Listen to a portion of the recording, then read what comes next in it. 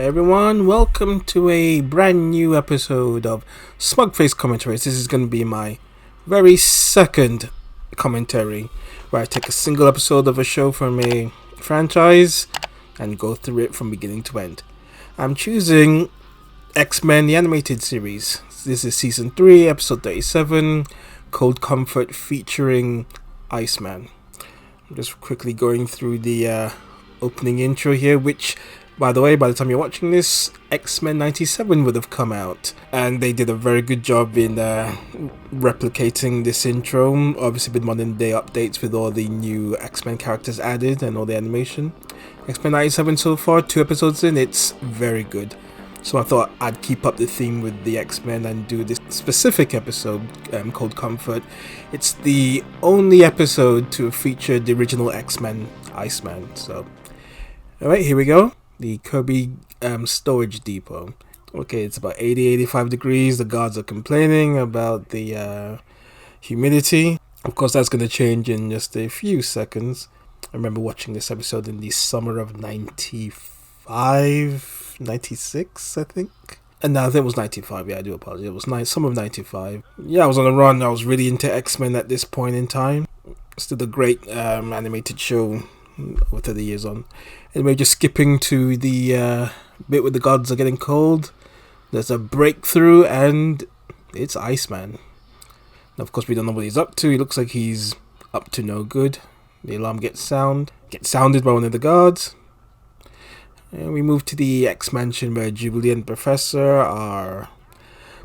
Well, Jubilee is not being scolded, but she's being told that she cannot pilot the Blackbird yet because she's not ready, even though she thinks she is. She's at that age where, you know, I can do it all, and really not even close. Anyway, a bit of banter between the two, and then the alarm goes off. Reports of a break-in into one of the federal depots. Xavier's checking it out. There's the machine, Cerebro, is talking about the mutant, or the person involved with all the powers. At first, they're thinking it might be Storm because of formation and manipulation of ice, which Storm is capable of, but obviously it's not her, it's Iceman, to which Xavier is surprised. The alarm gets sounded. Wolverine here slams, or rather he breaks his alarm, and the X-Men get alerted. So we've just got Beast, Cyclops and Wolverine. Don't know where all the others are. So yeah, that always seemed to happen in certain episodes when you would get them at the X-Mansion and there's only a handful of them. Anyway, Jubilee wants to come along, but Xavier tells us to prepare the infirmary. So it's just Xavier, Beast, Wolverine and Cyclops taking off in the Blackbird, and Cyclops is already showing his disdain for Iceman. Wolverine hadn't met him at this point, so he's asking what's he all about. Of course, Wolverine wasn't part of the original 5 X-Men. It was Cyclops, Jean Grey, Angel, who were going to come Archangel, Beast before he was a furry monster, and of course Iceman. So yeah, I always found it ridiculous that Iceman never got to join the X-Men on a full-time basis. I know they stuck with the core 9 characters. I'm kind of hoping with X-Men 97 that they bring some of the other X-Men into the fold. You know, they've already brought in Morph and Bishop, so I'm hopeful that they'll bring in Iceman and Psylocke, and a few others to name. Colossus as well. Back to the story. There's a bit of an argument on how they're going to deal with Iceman when they go and try to apprehend him. So they land in the storage depot.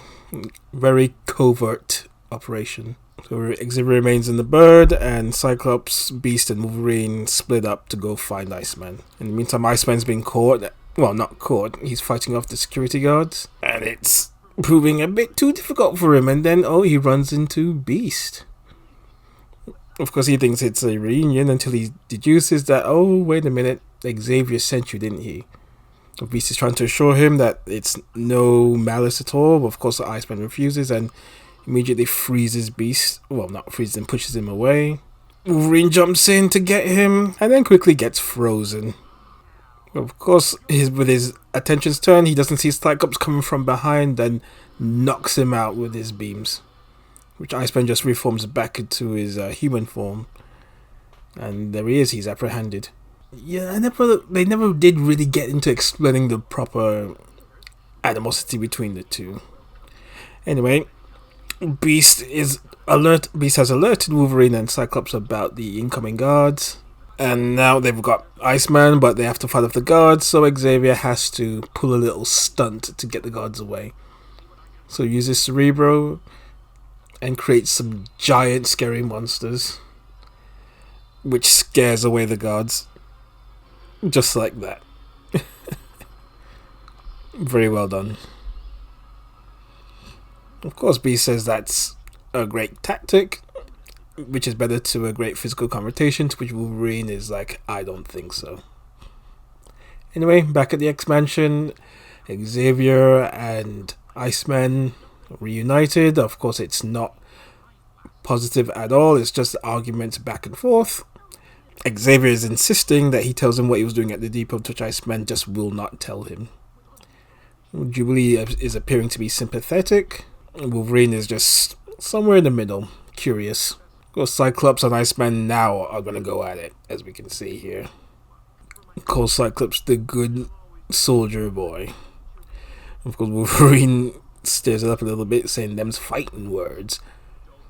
And Cyclops and Iceman are getting ready to go at it one-on-one until Xavier says, stop it, both of you.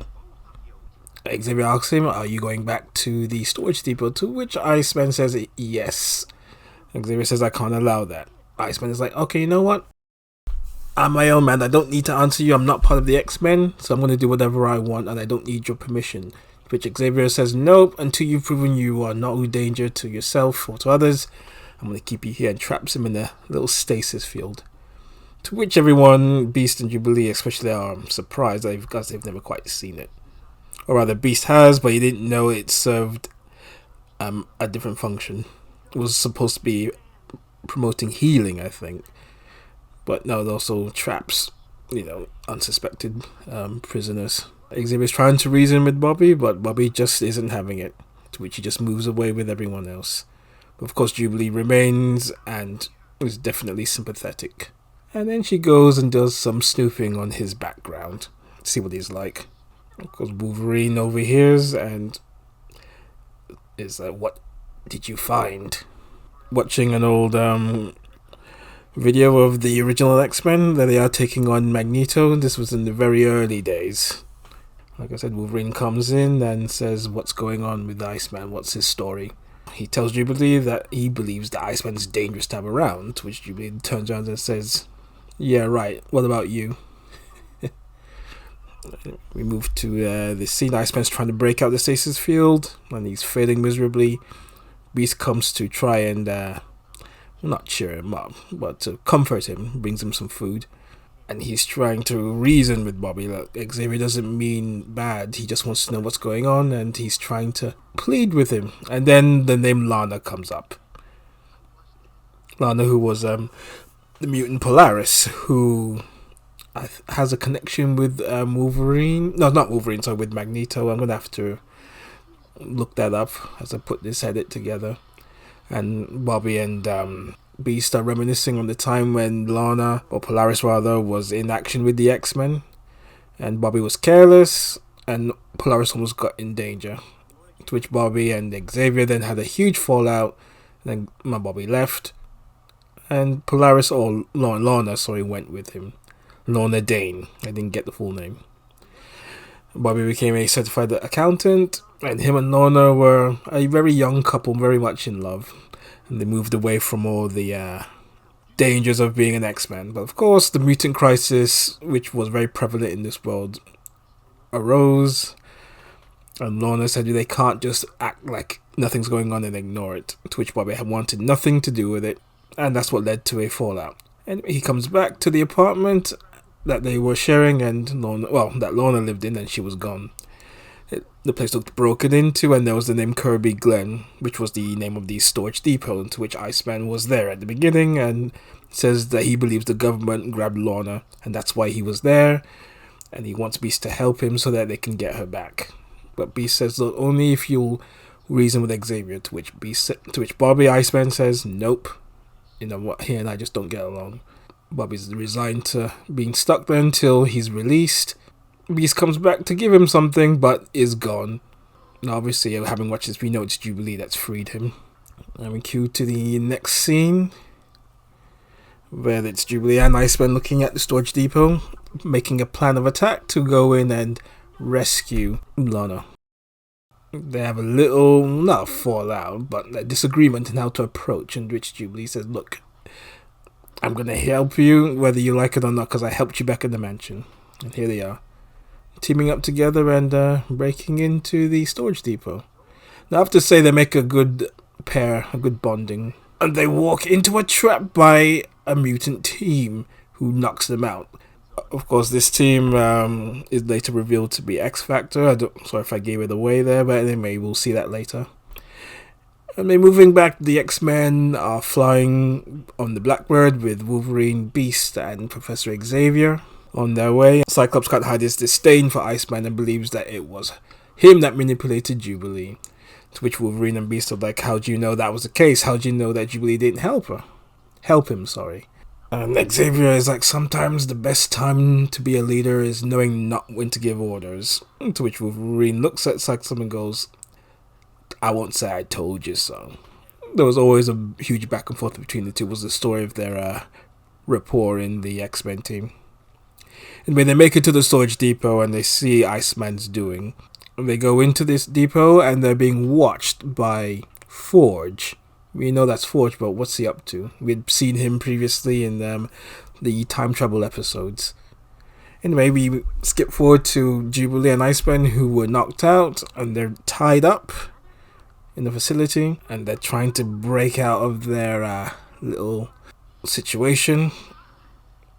Iceman, no problem at all, just goes back into Iceman mode and rips off the ropes. And then he helps Jubilee escape, and then the two of them are getting ready to escape, and in comes Wolverine, and along with Cyclops and Beast, which Cyclops is reprimanding Jubilee, saying, why did you help him escape? And then Jubilee goes, he needed us, because you and the Professor were too blind, and condemning him to notice that he needed help. And Xavier just steps in and says, yes, Jubilee's right, that I was wrong. And in come this group of mutants. Of course, this is the group X Factor.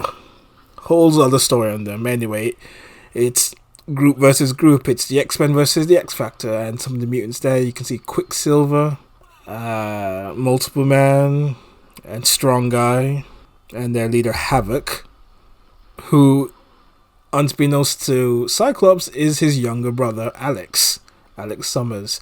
Now, I'm really hoping in X-Men 97 this is a story that they can work on later. Here we are, Cyclops and Havoc ready to go mono a mono. Havoc shoots him with his blast, and Cyclops with his beams, and nothing happens. And that should have been a little giveaway there, because both of them understand what's going on. Beast is taking on Wolfsbane, of course, Beast v Beast. Here we go. Strong Guy taking on both Iceman and Jubilee. Here we go. Iceman thinks he's got the upper hand, freezes him, and says, yep, gotcha. To which Strong Man promptly breaks out, and bang. Beast is taking a bit of a hammering from Wolfsbane, and now Quicksilver comes in and spins Jubilee up into the air. So at the minute, the X-Men are taking a battering. Wolverine's getting ready to jump into action, and he comes face to face with Multiple Man. Only he's not facing just one of them, he's facing several of them. A baker's dozen. Here we go, Wolverine against multiple men. Cyclops and Havoc are now having to resort to fisticuffs because their powers aren't working. And in a minute, it's kind of at a stalemate, so Xavier sees it all and says, I need to stop this. The X-Men team up, and one by one begin to take out X-Factor. Jubilee and Cyclops take down Havoc first. Xavier now uses his telepathic mind to go into the minds of the X-Men and tells them to use team tactics to take out the X-Factor. Here we go. Wolverine with Multiple Man gets a helping hand from Iceman, and Wolverine returns the favor, slicing down a fountain, what it's called, with taking out Strong Guy. And the X Factor down for the count, so the X-Men victorious. Wolverine getting to like Bobby, but Bobby's not interested. He just wants to know where Lana is. To which she's revealed to be right there with Forge. unbeknownst to him, that she's now part of X Factor. And even more heartbreaking for Iceman is that Lorna has a new guy in the form of Havoc.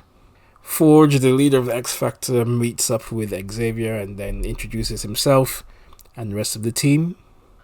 Here we go. He tells them about their existence, which is as part of they're formed as part of a secret group working under the federal government. To which Xavier's shocked and annoyed, saying, "I've never heard of such a program." Of course, Forge says, "You can appreciate our need for secrecy." And then Wolverine believes, "Oh, great, now the government is hiring mutants to take out other mutants." To which Havoc says, "No, we're here to help mutants everywhere, including the X-Men." That's a bit shady if you ask me, the government hiring a group of mutants to almost be a watchdog to other mutants. Anyway, that could be an interesting storyline if they ever decide to introduce X Factor into the X-Men universe. Bobby and Lorna have a little sad reunion, to which she actually tells him that yes, she left the X-Men to be with him at first, but when he wasn't taking his duties as a mutant, as a hero seriously, she fell out of love with him and wanted to start over, and she joined X Factor. To which she heartbreakingly tells him that she fell in love with Havoc, to which Iceman has to deal with that. It's sad. Unfortunately, because of his rather, carefree behavior and his lack of empathy towards the mutant cause, that's what Lorna saw as a sign as, I don't think this guy's for me long term. Of course, Jubilee tries to cheer him up. And there's a bit of a next time between X-Men and the X Factor. Cyclops and Havoc share a little back and forth, and they never worked on them being brothers. Anyway, they're back at the X-Mansion, and Xavier wants to give Bobby a second chance. Jubilee is pleading for him to join, but he feels, nah, it's just not for me. I like Jubilee, but my destiny is not with the X-Men no longer. Transforms back into Iceman and he leaves, with Jubilee being all tearful. And Jubilee wondering if he'll ever come back. To which Xavier goes, "I can only hope." And there you have it. Just watching the iconic ending. Okay, so that was my little commentary on X-Men, the animated series, the 90s episode on Cold Comfort, the episode that guest starred Iceman. With the recent popularity of the X-Men, mostly thanks to X-Men 97, and so far it's very popular start. I thought I'd jump in on the whole X-Men craze. I've done several videos, well, not several, about 2 videos on X-Men 97. I thought I'd bring in another video, a commentary on an episode. Now, why did I choose this episode? No particular reason. It was just, sort of random. I thought, what would be a good solo episode to tell that was interesting? Hope you like it. This is my very second commentary, and as you can hear, I'm still kind of all over the place with it. Hopefully as I do more and more of these, I will begin to sound more comfortable, because I'm doing all this without a script, because I do all my most of my videos with a script. So with the commentaries, I'm just trying to wing it and see, call the action as I see it as a proper commentator. So yeah, I will end it there. I hope you enjoyed the commentary. Until the next time, I will be doing some more commentaries. So I hope you enjoyed this one, and I'm going to end it there. Take care, and I will see you all in the next video. Thank you very much for watching this video. I hope you liked it, and if you want to see more, please remember to like, share, and subscribe. Thank you.